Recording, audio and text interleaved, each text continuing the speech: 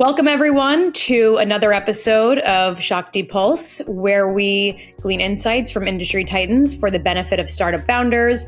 I'm Liz Harrow, a partner at Shakti, and today it's our pleasure to sit down with Mercedes Chatfield-Taylor, who's a Shakti titan and also the CEO of executive search firm Artico Search.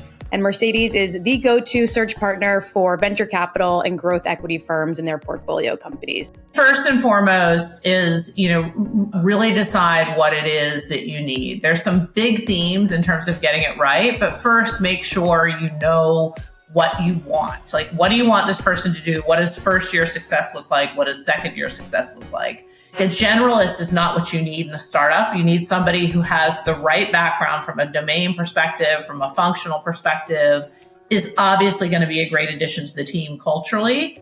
It's not too early to start thinking about the composition of your board, even as you get into market with your initial offerings and way before you're thinking about an IPO. And I think the first thing to think about is, who are your investors? Who are your board members today? Do you have board members? Several funds have, investors who have been operators and have been operators recently. So what is it as you as a founder, let's say your expertise is in product and technology. Let's say your investors also have some expertise in product and technology, or they're financially oriented.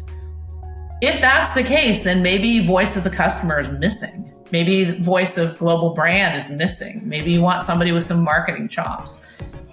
It should be a hire where you know that your personal network isn't going to glean a broad enough sample of talent for you to get the optimal outcome. If it's outside your area of expertise, outside your network, and it's a critical hire, you probably should think about hiring a search firm.